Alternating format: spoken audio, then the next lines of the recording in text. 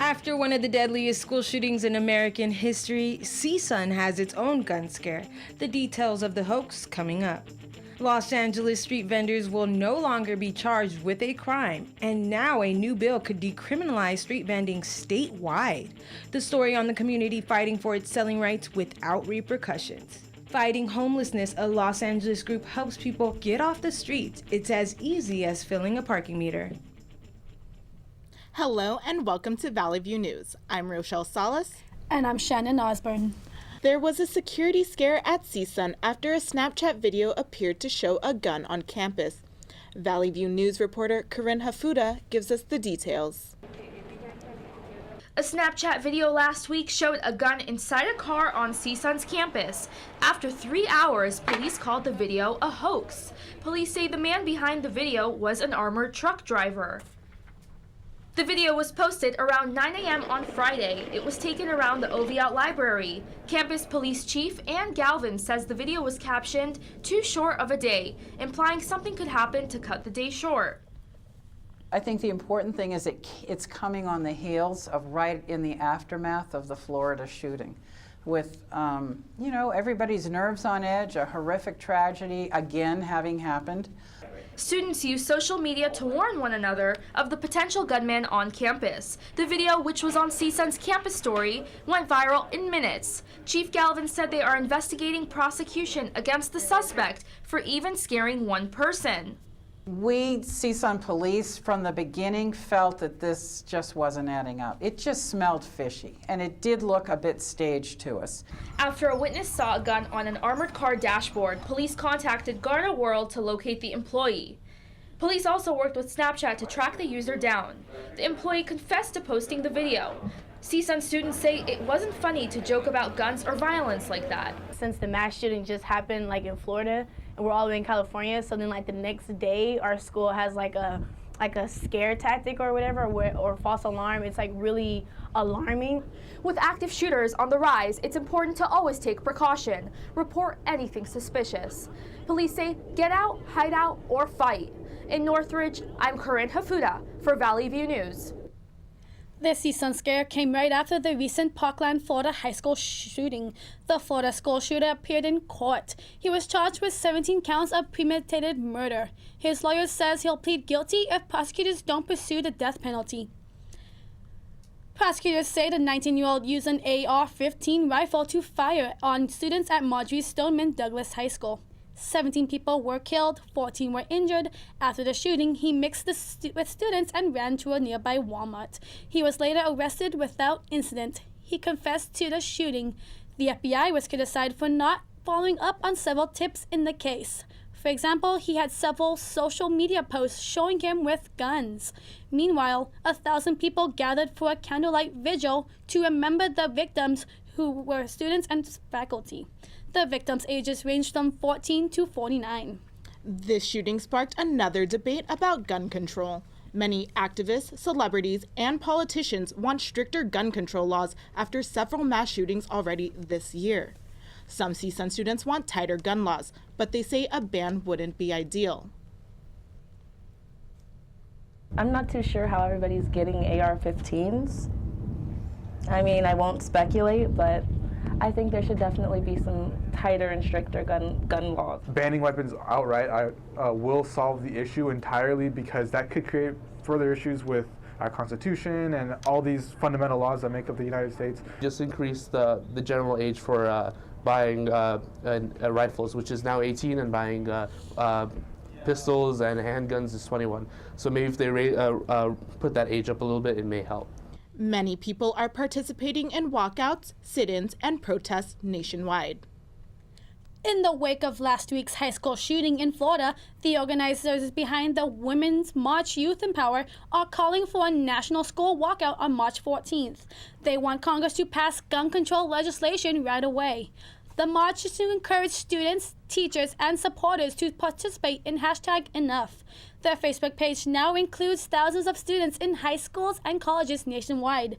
Survivors of the Florida shooting are also planning a protest on March 24th in Washington, D.C. It will be called March for Our Lives. The mudslide disasters in Montecito started a new problem. Cold Spring Elementary School is partially funded by property taxes, and since the mudslide values drop fast, there's less money. Principal Amy Alzina hopes the community will help the students and the school.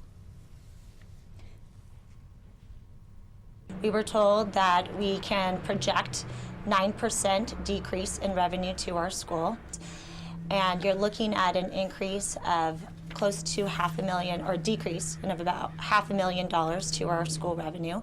So that would be $485,000. That's what we're looking at for next year. The January 9th mudflow left many homeless, including children. It seems now it's affecting their education. The school district says its reserves are running out. A fundraising campaign is underway to raise $485,000 by May 1st. Principal Alzina says students are still healing from the disasters. The music and art programs might be cut. Santa Ana and Pasadena permit street vending on a limited basis, and now a California bill would force other cities to do the same.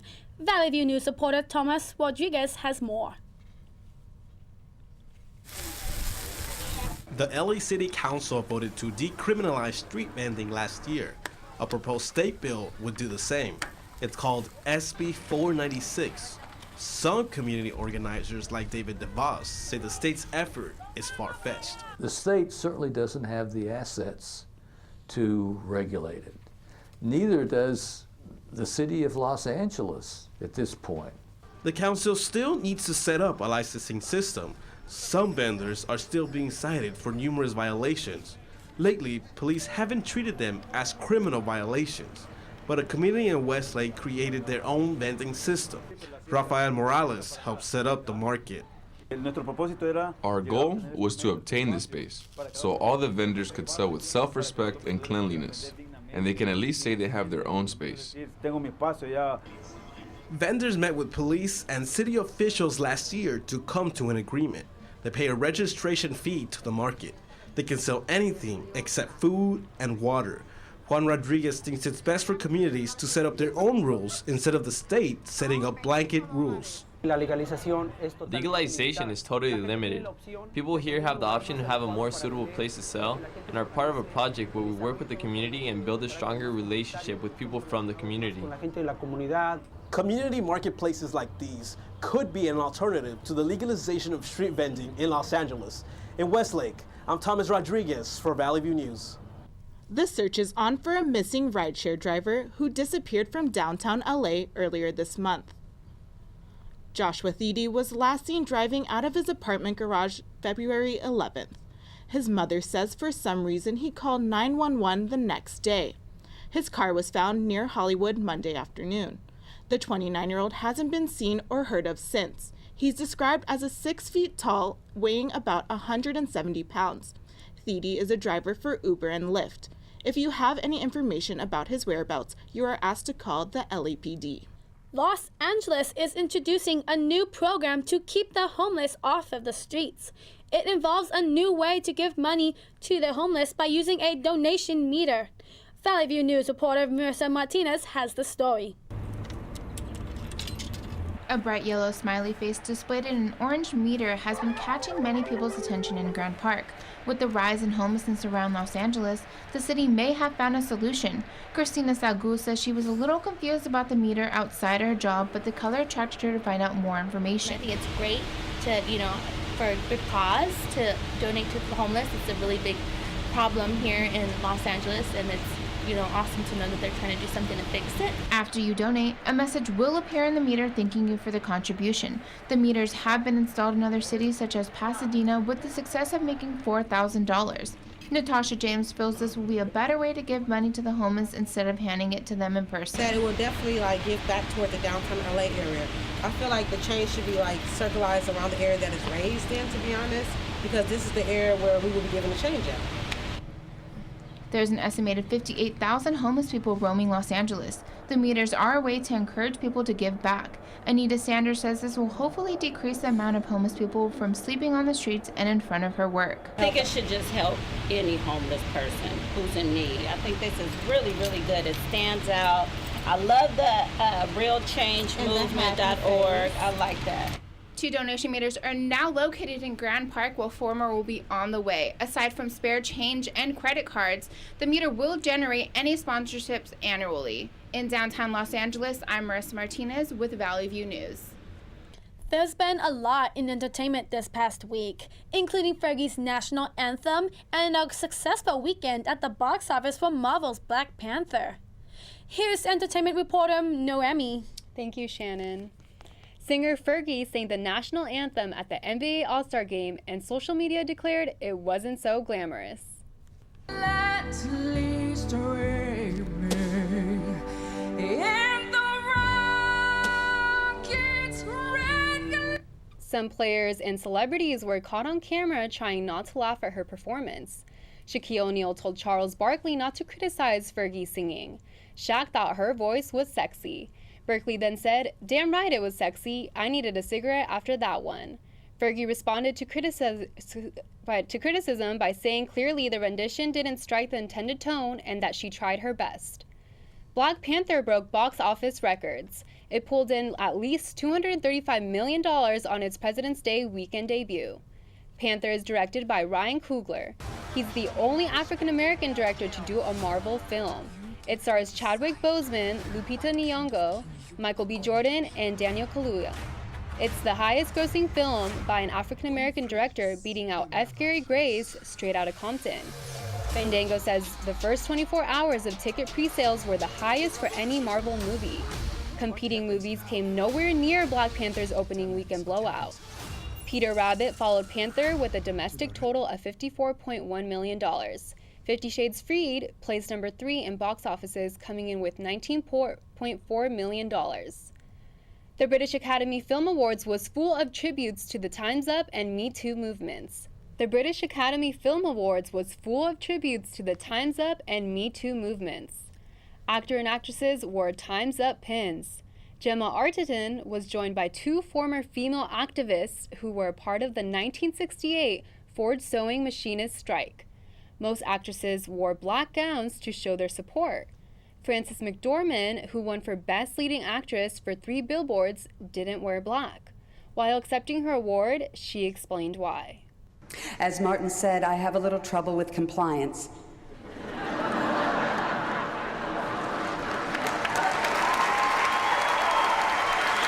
But I want you to know that I stand in full solidarity with my sisters tonight in black.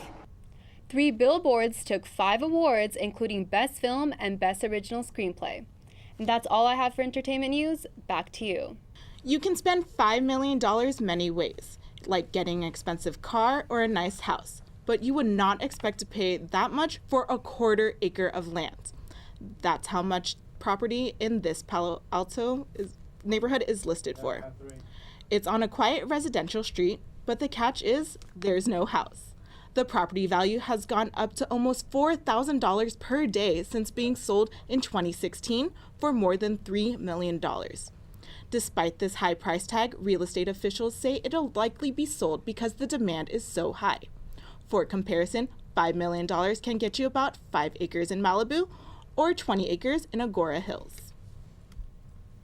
Chinese New Year has officially begun. Goodbye, Year the Rooster. Hello, Year the Dog. China's Lunar New Year has a 15-day festival. It's the most important holiday for many people. People travel the world to spend time with loved ones and participate in traditions. Los Angeles has its own celebrations. The annual Chinatown event included live music, food trucks, and acrobats. After the break, the link between Russia and trolls will explain. Plus, the NBA All-Star Weekend wrapped up. The highlights next. It's fine that other people like you. It's more important that you like yourself. And I'm comfortable with every part of me. Meals on Wheels coming to my door as someone who's housebound assures me that I'm not forgotten. They care that I'm okay. My name is Asha Ida Bell. America, let's do lunch. Drop off a hot meal and say hello. Volunteer by donating your lunch break at americaletsdolunch.org. Here is my handle and here is my spout. When I get all steamed up, then I shout, tip me over and pour me out. Oh. It only takes a moment to make a moment. Cheers. Take time to be a dad today. A magnitude 7.2 earthquake struck southern Mexico state of Oaxaca last week. Thousands fled buildings and stores that had minor damage, but no deaths were reported.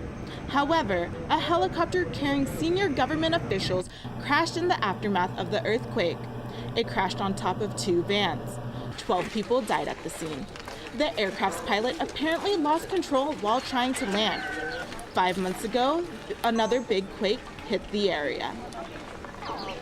From Russian indictments to Brexit, our international news reporter Heather Ann Wagner has the latest on what's happening in the world. Heather? 13 Russian nationals were charged with interfering in the 2016 U.S. election by using social media. A Russian company allegedly paid $1,400 a week for their employees to post as trolls. The trolls engaged in deceptive conversations across the internet. 80 people were assigned to influence the American elections. They put numerous pro-Trump posts on Facebook and Twitter. The Russians and some Trump campaign officials are being investigated by the FBI. The Russian company denied any wrongdoing. The International Security Conference took place in Germany last weekend. Top government officials from around the world took part in an open forum to express their security needs. The purpose of the summit is to strengthen transatlantic relations and security. Issues are presented and debated by each nation's representative. Some NGOs are also part of the summit. More than 600 officials participated in the summit. Also attending the conference was the United Kingdom's Prime Minister Theresa May. She spoke about a post-Brexit UK security plan. Those who threaten our security would like nothing more than to see us fractured.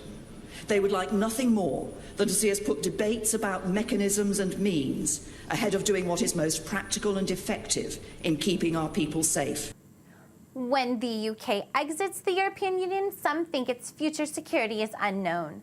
They currently rely on the EU for most security needs. We will together protect and project our values in the world, and we will keep our people safe now and in the years to come. The UK will exit the EU next year. That's all for international news. I'm Heather Ann Wagner. Back to you in the studio. Thank you, Heather. Fans can step into Olympic athletes' shoes through virtual reality. Pyeongchang's Olympic Park has an Olympic arcade where people can experience cross-country skiing, lugeing, and the skeleton race. All the thrill and burnt calories without the chance of injury. In these VR experiences, motion sensor data and video image transmission use 5G. So if you ever wanted to speed down an ice track head first, now is your chance. Let's take a look at highlights from the NBA All-Star Weekend. Here's Andrena with more in sports. Thank you, Rochelle. All-Star Weekend has come and gone. The festivities kicked off with the highly anticipated celebrity game. The court was filled with major stars like Justin Bieber and Quavo. The celebs were split into 2 LA teams, the Lakers versus the Clippers. With an MVP performance from rapper Quavo and a notable 17 points from Rachel Demita, the Clippers beat the Lakers 76-66. As for the big event, there was Team James versus Team Curry. This was the first time NBA officials let captains pick their own teams. While both teams gave it their all, LeBron's team ultimately won. Team James beat Team Curry 148-145. The game was very competitive. LeBron himself put up 29 points, 10 rebounds, and 8 assists. However, it wasn't until his game-winning stop against Curry that James cemented his place as the game's MVP. LeBron James was named MVP for the 3rd year in a row. There are tough guys, and then there's Justin Olsen. USA bobsledder Justin is returning to competition just days after his appendectomy. Justin hopes to help the U.S. rise in the medal count. Norway leads the medal count with at least 26 medals. Team USA has won at least 10. And it seems Russia is back to its old ways. Curling bronze medalist Alexander Krulinski allegedly tested positive for a banned substance. IOC spokesman Mark Adams confirmed the positive test. He said the test could have negative effects for other Russian athletes hoping to return to the Olympics. Talk about ending with a bang! Danica Patrick, who announced her retirement in November, competed in her last NASCAR race this past Sunday. She finished in 35th place. The one to blame is fellow driver Chase Elliott. After wrecking his car, Elliott spun out, taking many drivers with him. Among the Daytona 500 casualties was Danica's bright green GoDaddy car. Though the wreck totaled her car, it did not dent her career. Danica is the most successful female driver ever in the sport. She will get a chance to redeem herself in late May at the Indianapolis 500. It's all eyes on second place. Darrell Wallace Jr. had a history-making run at the Daytona 500. Wallace is NASCAR's only African-American driver. Though some identify him as a black driver, Bubba says he just wants to be known as a driver. But he said, sometimes you do just have to get the message out there. That's it for sports. I'm Andrea Serrano. Back to you. There was a bloody brawl at sea. A fight broke out on a Carnival cruise in Australia after midnight last week. The fight allegedly started when a passenger stepped on another passenger's flip-flop. Most of the brawling was caught on camera. Security guards tried to stop the fight, but it only got worse. All 23 people involved were the same family officials say. They were kicked off the ship when it docked in Eden, north of the South Wales-Victoria border. Some people said those passengers had been causing trouble for days. Some of the brawlers claim they're not done fighting. They say they'll be speaking to their lawyers shortly. Coming up, if you're looking for motivation to exercise, you're in luck. We'll introduce you to a 90-year-old who loves hitting the gym. And Face ID isn't just for the phone. We'll take you to a Pasadena restaurant using Face Identity technology. I'll never forget the day our landlord called and said, read your lease. No pets allowed. My owner tells him my dog ate the lease, but that didn't work. And now I'm stuck in a shelter. But this pit bull is ready for a new crib. I'm loving, loyal, and play well with others. So don't be intimidated by all my muscles, because the biggest one I have is my heart. That's right, I said it.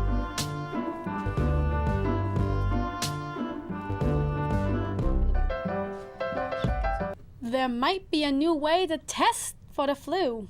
Here's our social media, tech, and health reporter, Lauren Turner-Dunn, with more. Thank you. Investigators in a Wisconsin murder are using data from a smartphone and Fitbit to solve a crime. The murder trial for Nicole Vanderhayden started last week. Jurors were asked unique questions about technology use. Horrible experience with their Fitbit device. Is there anyone who found their Fitbit device to be terribly inaccurate? So I'm going to go back to the cell phone. You don't have a smartphone? Okay, have you ever had a smartphone? Tell me how you use your smartphone. Who has used a GPS map? Was that the GPS from your smartphone? George Birch is accused of killing Vanderhayden 2 years ago. Prosecutors say the cell phone GPS records show where Birch was the night of the murder. But they wonder about the accuracy of the Fitbit records in regards to Dietrich. Vanderhayden's boyfriend Douglas Dietrich was held in jail as a suspect for 2 weeks, but he was released for lack of evidence. The trial is expected to last 2 weeks. Doctors have a new way to test for the flu.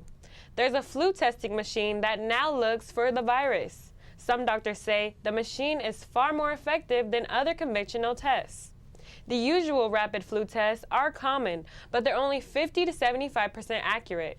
The CDC says the current flu vaccine is only 36% effective in preventing the flu. The new flu testing machine is making its way into several clinics. CSUN is hosting its Engineers Week, or E-Week as it's called. The computer science department has planned events all week. They kicked off with a tour of the machine shop in Jacaranda Hall. The shop is open to all students. There they can create tools like screwdrivers, bottle openers, and even tape dispensaries. Mechanical engineering major Max Chin says the possibilities are endless for students' creations. These machines in this room, you can almost make basically anything you want.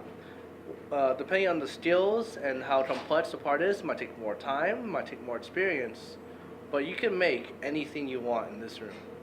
The vice president of the Machine Shop Club says the shop lets students get comfortable with the equipment.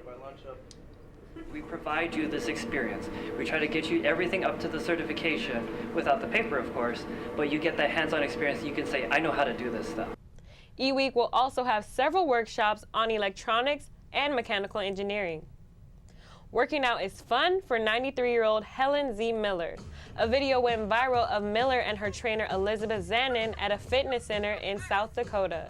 A tweet from the trainer's daughter got more than 8 million views. Zanin wants the video to encourage older people to hit the gym. Miller works out 3 times a week. There may be more videos coming out soon, possibly with her out of the chair and standing. That's all I have for social media, health, and tech. Back to you. A new Southern California restaurant lets customers pay with their faces. Valley View News reporter Cameron Parrish has the story. I'm a customer, so let's see if it'll pick me up. So it'll say, hey, Austin. AJ Rochow is explaining how to use your face to pay for a burger. Cali Burger in Pasadena teamed up with NEC Facial Recognition to enhance their business. When customers order, all they have to do is smile. We actually are cutting off about 30 seconds to a minute of your traditional ordering time. And then for repeat customers who come in and have really complex orders, it's even faster because they don't have to go through the same process of saying no bun, no cheese. People can come and go to pick up their meal, whether you are getting food for yourself or for a large party. Some customers think the new technology is efficient. It's a cool concept. Like, say the restaurant's extremely busy, I could say this is extremely beneficial.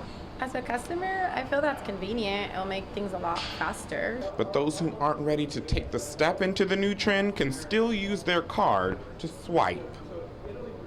I think that's a great option they have, to be able to swipe your card instead of the whole, like how you said, being as tech savvy.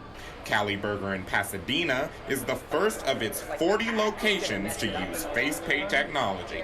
We have 40 locations worldwide. We'd love to put our kiosks, self-ordering kiosks, linked with NEC's facial recognition technology to all those restaurants. I'm Cameron Parrish in Pasadena for Valley View News. 2 sisters are helping plan birthdays for homeless children. They're collecting supplies for birthday parties. Cups, napkins, and other decorations will be donated to the Brightening Birthdays organization. Brightening Birthdays helps plan parties for families who can't afford them. The sisters say they were surprised by the amount of support they've gotten. They started the project after hearing that some homeless people don't get birthday parties. They wanted to give back so the children can feel loved. Any kind of age, you should always be cared and loved, and people should always wish you happy birthdays. The sisters said kids just want someone to wish them a happy birthday. That's all for us at Valley View News. Thank you for watching. I'm Rochelle Salas. And I'm Shannon Osborne. For news any time of day, go to our website, sundial.csun.edu. See you next week.